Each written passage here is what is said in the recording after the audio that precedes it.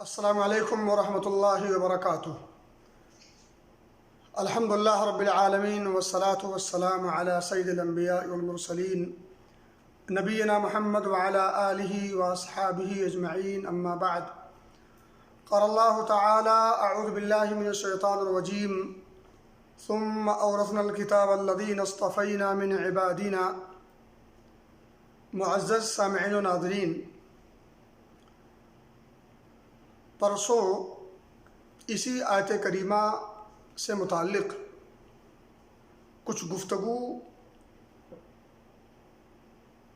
آپ کے سامنے کی تھی، اور عنوان تھا کہ آپ کس گروہ سے ہیں۔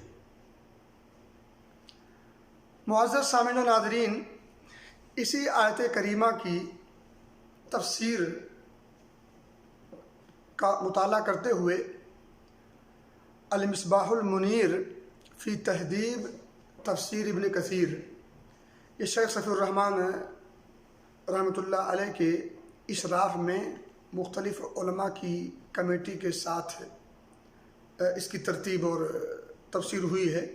اس کتاب کو جب میں پڑھ رہا تھا تو وہاں اس آیت کریمہ کی تفسیر کرتے کرتے لاسٹ میں ایک موٹی ہیڈنگ دی ہے، فضل العلماء، علماء کی فضیلت، اہمیت، ان کی شان، ان کی قدر و منزلت، ان کے درجات اور مراتب، اور پھر وہاں انہوں نے ایک واقعہ ذکر کیا ہے، اور اس واقعے میں ایک حدیث ہے جو آپ نے بارہا سنی ہوگی۔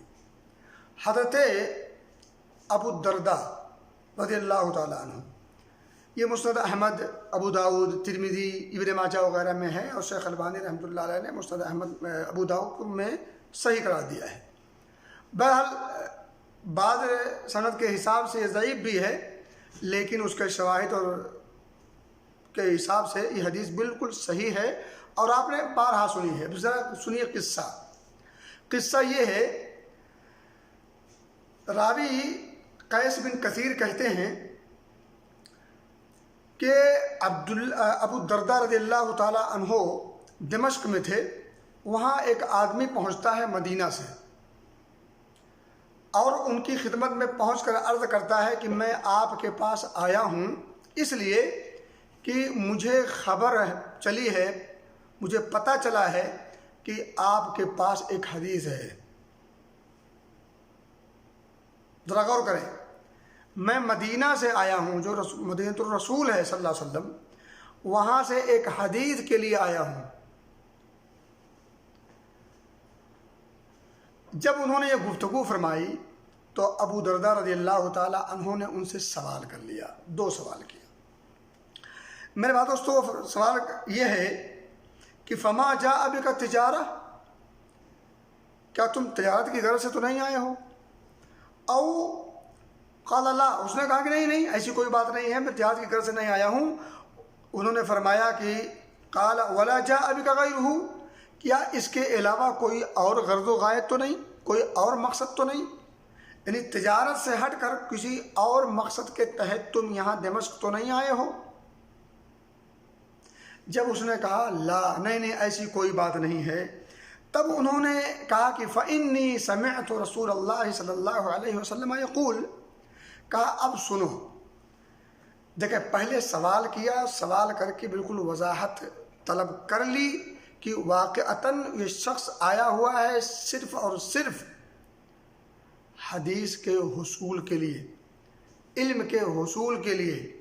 وہ جو سفر کیا ہے مدینہ سے دمشق کا، اس سفر کا مقصد نہ تجارت تھا نہ کوئی اور غرض و غایت تھی۔ اگر کوئی مقصد تھا تو وہ مقصد صرف اور صرف وہ حدیث پاک کا حصول تھا جو ابو درداء رضی اللہ تعالیٰ عنہ کے پاس تھی۔ جب اس بات کی تحقیق کر لی، وضاحت کر لی، تب انہوں نے خوشخبری سنائی کہ فإنی سمعت رسول اللہ صلی اللہ علیہ وسلم یقول، تو یاد رکھو یقینی طور پر میں نے نبی اکرم صلی اللہ علیہ وسلم کو یہ فرماتے ہوئے سنا ہے۔ اب وہ کیا ہے، وہ آپ نے حدیث بارہا سنی ہوگی، آج پھر سنیں۔ وہ فرماتے ہیں کہ من سلک طریقا یلتمس فیہ علما، جس شخص نے علم کے حصول کے لیے کوئی سفر کرتا ہے، کہیں جاتا ہے اس کو حاصل کرنے کے لیے، سہل اللہ لہو طریقا الی الجنہ، اللہ ایسے لوگوں کے لیے جنت کا راستہ آسان کر دیتا ہے۔ دیکھیں پہلا جملہ بتاتا ہے کہ ایک انسان علم کے حصول کے لیے جو تگ و دو کرتا ہے، جو کوشش کرتا ہے، ایک شہر سے دوسرے شہر، ایک ملک سے دوسرے ملک، ایک جگہ سے دوسری جگہ، ایک مکان سے دوسرے مکان، یا گھر سے مدرسے کی طرف جب چلتا ہے جاتا ہے، یہ پہلا ٹکڑا بتاتا ہے من سلک طریقا یلتمس فیہ علما، یعنی علم کے حصول کے لیے جب وہ گھر سے نکلتا ہے، سہل اللہ لہ طریقا الی الجنہ، اللہ ایسے لوگوں کے لیے جنت کے راستے کو آسان کر دیتا ہے۔ میرے بھائیوں اور دوستوں، یہ جو جنت کا راستہ آسان کرنا ہے، اس کا کیا مطلب؟ اس کا مطلب یہ ہے کہ اللہ رب العزت اسے توفیق دے دیتا ہے اچھے کام کرنے کی، اور خیر و خوبی اور بھلائی کے کاموں کے کرنے کی دنیا میں، اور آخرت میں بغیر کسی دقت مشقت اور مصیبت کے، بغیر کسی تعب کے، اللہ جنت میں اس کا داخلہ آسان کر دیتا ہے۔ کس شخص کا؟ من سلک طریقا یلتمس فیہ علما، اہل علم، طالب علم۔ اب اس کی اہمیت اندازہ آپ کرتے جائیں۔ میرے بھائی دوستو، اس کے بعد کا ٹکڑا ہے، وہ فرماتے ہیں وَإِنَّ الْمَلَائِكَةَ لَتَضَعُ أَجْنِحَتَهَا رِضًا لِطَالِبِ علم، خوش ہو کر، فرشتے خوش ہو کر طالب علم کے لیے اپنے پروں کو بچھا دیتے ہیں، اپنے بازوؤں کو بچھا دیتے ہیں۔ اس کی ڈیٹیل میں جانے کی ضرورت نہیں ہے، اس کی ڈیٹیل میں جانے کی ضرورت نہیں، اتنا کافی ہے۔ وہ حقیقی طور پر بھی بچھا سکتے ہیں، اگرچہ وہ ہم کو نہ دکھتا ہو۔ اس میں علم بھی چوری تفصیل میں نہیں جانا چاہتا۔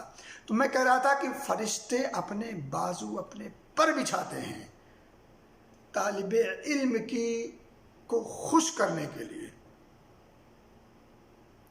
دنیا کا کوئی اور گوشہ ہے، کوئی اور شعبہ ہے، کوئی اور پیشہ ہے جس پیشے کے اختیار کرنے والوں کو یہ تمغہ، یہ عزت، یہ منزلت، یہ درجہ حاصل ہے؟ کوئی شعبہ نہیں، کوئی شخص نہیں، کوئی پیشہ اختیار کرنے والا اس خوبی سے لیس نہیں ہو سکتا۔ یہ خوبی، یہ اعزاز اگر کسی کو حاصل ہے تو وہ علم کے حصول کے لیے جو نکل چکا ہو۔ آگے سنیں، وَإِنَّ طَالِبَ الْعِلْمِ يَسْتَغْفِرُ لَهُ مَنْ فِي السَّمَاوَاتِ وَمَنْ فِي السَّمَاءِ وَالْأَرْضِ حَتَّى الْحِيتَانِ فِي الْمَاءِ، دیگر میں حَتَّى الْحِيتَانِ فِي الْبَحْرِ۔ یہی نہیں کہ بس فرشتے پر بچھاتے ہیں، بازو بچھاتے ہیں، بلکہ آسمان و زمین میں جتنی مخلوق ہے، آسمان و زمین میں جتنی مخلوق ہے، وہ ساری کی ساری مخلوقات ایسے لوگوں کے لیے دعائے استغفار کرتے ہیں۔ برسبیل مثال صرف آپ نے ایک مثال دی کہ حتی الحیتان فی الماء، یہاں تک کہ مچھلیاں پانی کے اندر، کتنی مچھلی ہوگی، کتنی مخلوق ہے، آسمانوں میں کتنی مخلوق اور زمینوں میں کتنی مخلوق، کوئی گن سکتا، شمار کر سکتا؟ یہ سب کے سب استغفار کرتے ہیں، دعائے مغفرت کرتے ہیں کہ اگر ان سے کوئی خطا ہو جائے مولا تو ان کو معاف کرنا۔ یہ دعائے رحمت کس کے لیے ہو رہی ہے؟ طالب علم، اہل علم کے لیے۔ کوئی اور پیشہ ور اس میں شامل نہیں ہے۔ ہاں کوئی اور پیشہ کوئی اختیار کیے ہوئے ہو، ساتھ ہی ساتھ اس پیشے میں بھی اگر داخل ہے تو یقیناً وہ اس میں شامل ہے۔ میرے بھائی دوستو، میں یہاں رک کر کے ایک بات کہہ دوں، سوشل میڈیا ہو یا عام محفلیں ہوں لوگوں کی، جہاں لوگ بیٹھ کر کے گپ شپ وقت کا ضیاع کرتے ہیں، دو چار لوگ بیٹھ کر کے، جب وہاں تذکرہ ہوتا ہے تو مولوی کا تذکرہ ضرور ہوتا ہے، اور جب تذکرہ مولوی کا ہوتا ہے تو عام طور پر تذکرہ اس کا برے انداز میں ہوتا ہے. اور میں آپ کو بتا دوں یہ برے انداز میں مولویوں کا تذکرہ کرنے والے کون لوگ ہو سکتے ہیں؟ یا تو وہ لوگ ہوں گے جن کا علم سے کوئی رشتہ ہوگا یا رشتہ نہیں ہوگا. جن کا رشتہ علم سے نہیں ہوتا وہ اگر یہ کام کریں تو تھوڑی سی دل کو سکون مل جاتا ہے، چلو بھائی نہیں اسے پتہ ہے اس کی حقیقت کا. انہیں ان حقائق کی خبر نہیں ہے. دوسری بات یہ ہے کہ جو لوگ علم سے دور ہوتے ہیں وہ جب یہ حرکت کرتے ہیں تو کئی وجہیں ہو سکتی. ایک وجہ یہ ہے کہ انہیں اہل علم کی اور علم کی قدر نہیں پتہ ہے، اس کی حقیقت سے ناواقف ہے. دوسری ایک بڑی وجہ یہ بھی ہے کہ اہل علم ان کے کرتوت کو اجاگر کرتے ہیں، انہیں آگاہ کرتے ہیں، تنبیہ کرتے ہیں. وہ کوئی ایسی حرکت کرتے ہیں جو حرکت کتاب و سنت کے دائرے کے خلاف ہوتی ہے تو پھر وہ اس پر انگلی اٹھاتے ہیں. تو یہ جب انگلی اٹھتی ہے تو انہیں تکلیف ہوتی ہے. اس تکلیف کا ازالہ کرنے کے لیے ان کے پاس کوئی اور راستہ نہیں ہوتا سوائے اس کے کہ علماء ہی پر انگلی اٹھا لیں اور ان کی ہی بے عزتی کرنے پر، ان کی شان میں گستاخی کرنے پر اتر آتے ہیں. میرے بھائیوں اور دوستوں، میں ایک بات اور بتا دوں، علماء بھی انسان ہوتے ہیں. اچھا اس سے پہلے بتا دوں میں آپ کو کہ میں علماء کی فہرست میں نہیں پاتا اپنے آپ کو. ہاں اگر کوئی حسن ظن رکھے تو طالب علم کی جب لسٹ بنائے تو اس میں نیچے کہیں اگر نام درج کر دے تو کر دے، نہ کرے تب بھی مجھے کوئی اعتراض نہیں، کیونکہ میں اپنے آپ کو صحیح طور پر طالب علم کی بھی لسٹ میں لکھوانے کے لائق نہیں سمجھتا. میں اس لیے مجھے معاف کیجیے گا، مجھے اس سے ہٹ کے رکھیے گا. اس جو بیان ہو رہا ہے اس میں شامل نہیں ہوں. تو بہرحال میں کہہ رہا تھا کہ کیا کہہ رہا تھا میں کہہ رہا تھا کہ عام طور پر جو لوگ، پتہ نہیں میں کیا کہا تھا، بات نکل گئی. لا حول ولا قوت الا باللہ. کوئی ایک بڑی پتے کی بات یاد آئی تھی یار وہ. بہرحال اگر بعد میں آئی تو بتا دوں گا آپ کو. تو میں کہہ رہا تھا کہ علماء کی جو ناقدری کرتے ہیں، جو شان میں گستاخی کرتے ہیں، اس طرح کی باتیں جو کرتے ہیں، وہ باتیں جو علم سے دور ہیں وہ تو کرتے ہیں، لیکن کچھ لوگ فارغ التحصیل ہیں، مدرسوں میں 8 سال کم از کم پڑھ کر کے اپنی پہچان بنائی ہے، جس سے انہیں نام ملا ہے، پہچان ملا ہے. جب وہ یہ حرکت کرتے ہیں تو تکلیف زیادہ ہوتی ہے. ہاں میں کہہ رہا تھا کہ علماء بھی انسان ہوتے ہیں، علماء سے غلطیاں ہو سکتی، بالکل ہو سکتی، ہوں گی. غلطی آپ کی ہے کہ آپ انہیں انسان نہیں سمجھتے. جب انسان نہیں سمجھتے تب جب ان سے غلطی ہوتی ہے تو ان غلطیوں کو اچھالتے ہیں. غلطی آپ وہاں بھی کرتے ہیں کہ شان میں گستاخی کرتے ہیں. غلطی آپ یہاں بھی کرتے ہیں کہ آپ انہیں انسان نہیں سمجھتے. وہ انسان ہیں، وہ بھی انسانیت کے لبادے میں ہیں، ان کے پاس بھی دھڑکتا ہوا دل ہے، وہ بھی ان کے پاس بھی شیطان ہے، شیطان انہیں بھی ورغلاتا ہے. البتہ وہ ذی علم ہیں، انہیں بہرحال کوشش حتی الامکان کرنی چاہیے کہ اپنے آپ کو شیطنت سے بچا کے رکھیں. اور آپ دیکھیں عام طور پر جو علماء ہوتے ہیں حقیقت میں وہ اپنے دامن کو حتی الامکان ہر قسم کی برائی، حتیٰ کہ چھوٹی چھوٹی برائیوں سے بھی اپنے دامن کو بچانے کی بھرپور کوشش کرتے ہیں. اس کے باوجود اگر بتقاضۂ بشریت یہ کچھ خطائیں ہو جائیں تو اس کا مطلب یہ ہرگز نہیں ہوتا کہ اب آپ ان کو اچھالیں. میرے بھائیوں اور دوستوں، دوسری بات یہ ہے کہ یہی بات یاد رکھیں. دوسری بات یہ ہے کہ کچھ لوگ جب اچھالتے ہیں تو علماء کی غلطیوں کو، ان کی خامیوں کو لے کر کے اچھالتے ہیں. میں کہہ رہا ہوں کہ مجھ سے خامی ہو، مجھے اچھالو نا. مجھ سے خامی ہے تو مجھے اچھالو. مطیع اللہ نے غلطی کی ہے، مطیع اللہ کو اچھالو، اس کے دامن کو داغدار کرو. اگر کرنا ہی ضروری ہے لیکن یہ کون سا تک بنتا ہے کہ آپ پورے علماء برادری کو لے کے بیٹھ جاتے ہیں؟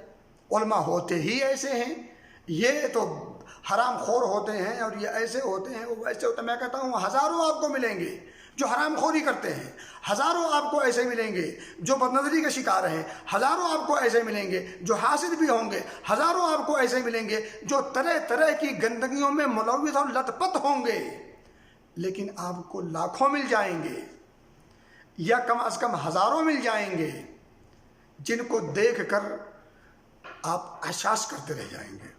ایسا نہیں ہے کہ سارے کے سارے علماء آپ کی جو ہے اس لاٹھی کے شکار ہو جائیں۔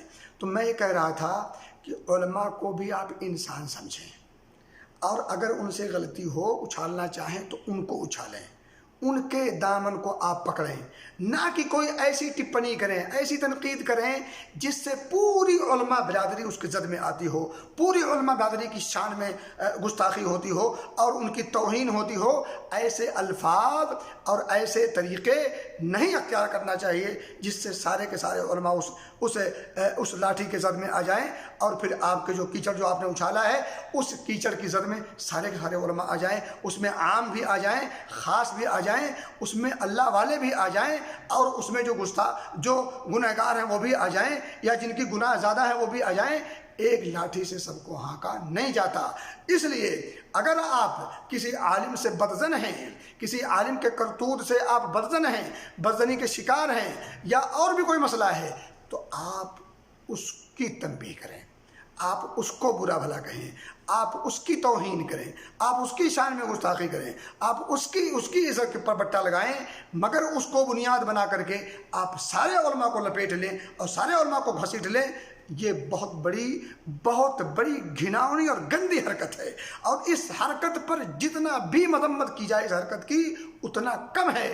کیوں؟ اس لیے کہ جس کی قدر و منزلت کو، جس کی اہمیت کو، جس کی فضیلت کو رب کائنات نے ابھارا ہو، نبی مکرم صلی اللہ علیہ وسلم نے جس کی اہمیت کو اجاگر کیا ہو، ہم اور آپ ہوتے کون ہیں؟ ایسے لوگوں کی عزت پر بٹا ڈالنے والے، ایسے لوگوں کی پر کیچڑ اچھالنے والے۔ میرے بھائیوں اور دوستوں، تو کہنے کی بات یہ ہے، صلی اللہ علیہ وسلم، تو کہنے کی بات یہ ہے کہ علماء کی شان کو، ان کی قدر و منزلت کو پہچانیں، اور علماء کا وجود اس دھرتی پر، علماء کا وجود اس دھرتی پر میرے بھائیوں دوستو ایک ایسا وجود ہے جس وجود کے مٹ جانے کے بعد اس دھرتی پر وجود فضول ہے، اس دھرتی پر وجود فضول ہے۔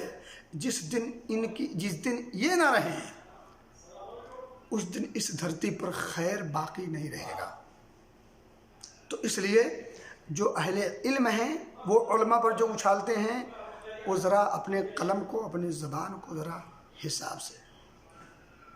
میں مانتا ہوں علماء میں بہت سے آپ کو ملیں گے، ایسے ملیں گے کہ دانت تلے انگلی دبانی پڑے، لیکن آپ کوئی ایسا تیر نہ چلائیں جس تیر سے اس عالم پر زد پڑے نہ پڑے، مگر باقی جو دیگر علماء ہیں، جو دیگر فضلاء ہیں، ان پر اگر اثر پڑتا ہے تو یہ نازیبہ حرکت کہلاتی ہے۔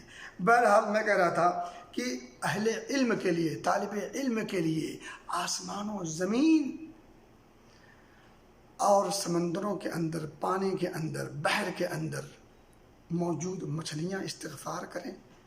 ان علماء پر اس طرح زبان درازی، جس کے استغفار کے لیے اللہ نے مخلوقات کو مامور کر دیا ہو، ان کی شان میں نازیبہ حرکتیں، یہ کس حد تک مناسب ہو سکتی ہیں؟ کہاں تک اس کا جو ہے جواز مل سکتا ہے؟ کوئی برا ہے اس کو برا کہیں۔ میرے بھائی دوستو، آپ کو ایک بات یاد آ گئی، چلے خیر وہ مسئلے سے ہٹ کے ہے۔ آگے جملہ ہے وَإِنَّ فَضْلَ الْعَالِمِ عَلَى الْعَابِدِ، عالم کی فضیلت عابد پر، عالم کی فضیلت عابد پر ایسے ہے كَفَضْلِ الْقَمَرِ عَلَى سَائِرِ الْكَوَاكِبِ، کہ جیسے ہی چاند کی فضیلت تمام کے تمام ستاروں پر۔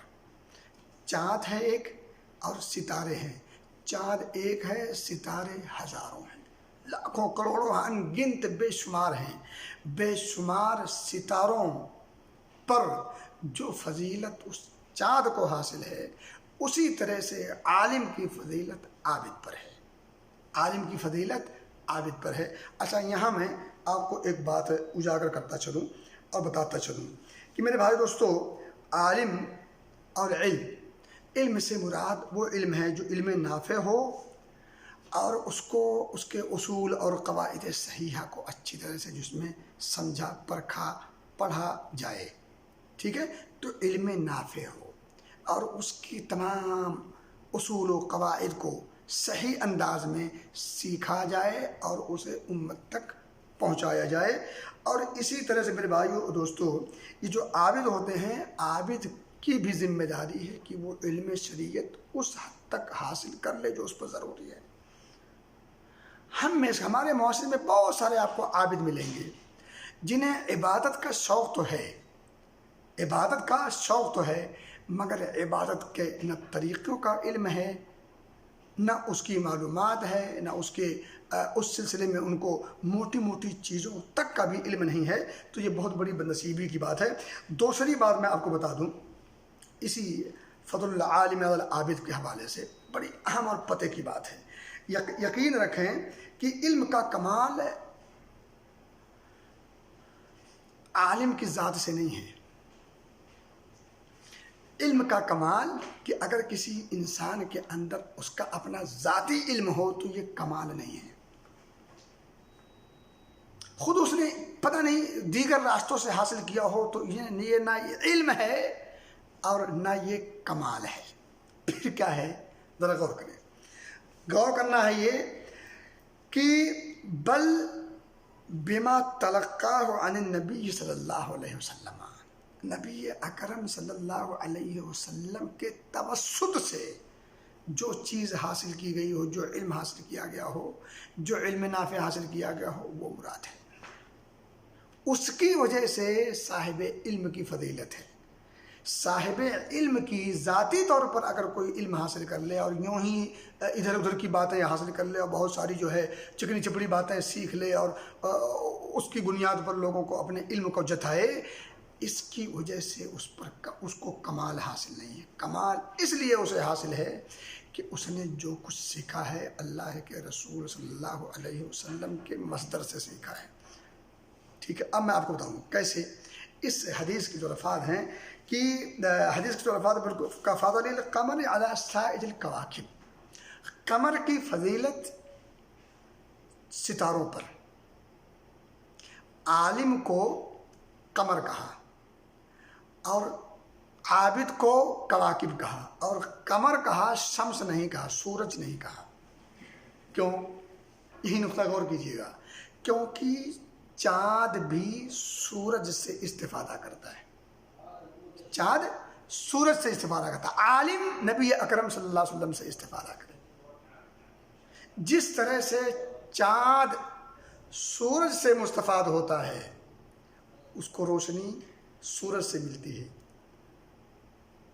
اسی طرح سے ایک عالم کی ذمہ داری ہے کہ اس کا علم، اس کے علم کا جو مصدر ہے وہ نبی اکرم صلی اللہ علیہ وسلم کی احادیث ہو، کوئی اور چیز نہ ہو۔ جس طرح سے چاند نے سورج سے حاصل کیا ہے، اسی طرح سے عالم کی ذمہ داری ہے، یا عالم اسے صحیح طور پر مانا جائے گا جس نے نبی اکرم صلی اللہ علیہ وسلم سے سیکھا ہو۔ اب وہ جو سے سیکھا ہو اس کے درجات مراتب ہیں، صحابہ کرام سے تابعین، تبع تابعین، چلتے چلتے یہ جو سلسلہ ہے، جو کڑی ہے، تو کہنے کی بات یہ ہے کہ نبی اکرم صلی اللہ علیہ وسلم سے جس علم کی نسبت ہو، اس علم کے حصول کرنے والوں کا کمال ہے، ان کی شان بیان کی گئی ہے، جو نبی اکرم صلی اللہ علیہ وسلم کی باتوں کو سیکھتے ہیں اور سمجھتے ہیں۔ میرے بھائیوں اور دوستو، اسی طرح سے حدیث کے الفاظ ہیں، ان العلماء ہم ورثۃ الانبیاء، علماء کی فضیلت کے لیے اور کچھ چاہیے؟ یہ پوری حدیث کا ایک ایک لفظ، ایک ایک جملہ اہل علم کی فضیلت کے لیے بڑا نمایاں کردار ہے اس حدیث میں۔ تو میں آگے فرمایا کہ ان العلماء ہم ورثۃ الانبیاء، علماء ہی تو انبیاء کے وارث ہیں۔ انبیاء کے وارث کون ہیں؟ وہ خاندان، قوم، قبیلہ، امیری، غریبی، گورا، کالا، اس کا کوئی اعتبار نہیں۔ اعتبار کس بات کا ہے؟ اعتبار کس بات کا ہے؟ آگے جملہ سنیں۔ آگے فرمایا ان الانبیاء لم یورثوا دینارا ولا درہما، اور انبیاء جو ہے جو وراثت میں دیتے ہیں وہ دینار و درہم نہیں دیتے، پھر کیا دیتے ہیں؟ انما ورثوا العلم، علم۔ انبیاء کی وراثت علم ہے اور اہل علم اس کے وارث ہیں۔ میرے بھائی دوستو، فمن اخذہ اخذ بحظ وافر، جس شخص نے اسے حاصل کیا اس نے دراصل علم نبوی اور وراثت نبوی وافر مقدار میں حاصل کیا، کامل طور پر حاصل کیا، تام طور پر حاصل کیا۔ تو میرے بھائی دوستو، علم دراصل نبی اکرم صلی اللہ علیہ وسلم کی وراثت ہے۔ یہ وراثت جو جتنا حاصل کر لے اس کو اتنی نبی اکرم صلی اللہ علیہ وسلم کے وراثت میں حصہ مل چکا گویا کہ۔ تو میں یہ کہہ رہا تھا کہ علماء کی شان کو، علماء کی قدر و منزلت کو پہچانیں، ان سے قربت بنا کے رکھیں، ان سے بدکیں نہ، ان سے دور رہنے کی کوشش نہ کریں۔ ہاں، ان کی خامیوں اور کوتاہیوں کو نظر انداز کریں، ان سے براہ راست اکیلے میں عزت و احترام کے ساتھ، توقیر کے ساتھ، ادب کے ساتھ ان سے تبادلہ خیال کریں۔ اور اگر آپ مجبور ہی سمجھتے ہیں اپنے آپ کو کہ علماء کے کردار کو اچھالا جائے تو اچھالیں، لیکن طریقہ اچھالنے کا ایسا نہ ہو جس سے عام علماء بھی اس کی لپیٹ میں، اس کی عزت میں آتے ہوں۔ کیوں؟ اس لیے کہ اگر آپ نے ایک کی غلطی کو، 10 کی غلطی کو، 10 کے جرم کی وجہ سے اگر آپ نے کوئی ایسی حرکت کی جس سے ہزاروں علماء کے دل دکھتے ہوں، ہزاروں علماء کو ٹھیس پہنچتی ہو، ان کی شان میں گستاخی ہوتی ہو، تو پھر یہ عمل نہ دنیا میں آپ کے لیے سود مند ہو سکتا ہے، نہ آخرت میں آپ کے لیے فائدہ مند ہو سکتا ہے، بلکہ یہ عمل آپ کے نقصان اور خسارے کا واضح سودا ہوگا، دنیاوی طور پر بھی اور اخروی طور پر بھی۔ میرے بھائی دوستو، یہ تھی حدیث پاک کے تعلق سے ٹوٹی پھوٹی کچھ گفتگو۔ اللہ سے دعا ہے کہ اللہ ہمیں اہل علم کی قدر و منزلت کو سمجھنے کی توفیق دے، اہل علم سے اپنے رشتے کو مضبوط کرنے کی توفیق دے، اہل علم سے اللہ اس کے رسول کی معرفت کو حاصل کرنے کی توفیق دے۔ اچھا، آخر میں چلتے چلتے ایک بات کہہ دوں، اہل علم کون ہوتے ہیں؟ اہل علم، علم کا سمندر اگر کوئی شخص ہو، علم کا سمندر اگر کوئی شخص ہو اور اس علم کی وجہ سے اگر اللہ رب العزت کا خوف و خشیت، ڈر اور تقوی اس کے دل میں پیدا نہ ہو اور اس کی زندگی میں اس کے آثار نمایاں نہ ہوں، تو وہ شخص صحیح معنوں میں عالم نہیں ہے۔ کیوں؟ اللہ سورہ فاطر ہی میں فرماتا ہے انما یخشی اللہ من عبادہ العلماء۔ صحیح معنوں میں اللہ رب العزت کا خوف و خشیت اللہ کے بندوں میں سے اگر کہیں ملے گا تو وہ علماء ہوں گے۔ معلوم یہ ہوا کہ شرط خشیت ہے، شرط خشیت ہے۔ علم نافع کے ساتھ اگر خشیت نہیں ہے تو صحیح معنوں میں وہ علماء نہیں ہیں جن علماء کی فضیلت اور اہمیت کے لیے کتاب و سنت کے دلائل کی بھرمار ہے۔ البتہ اگر ان کے اندر خوف و خشیت کی کمی ہے، علم نافع ہے، تو ان کے علم نافع سے فائدہ اٹھائیں۔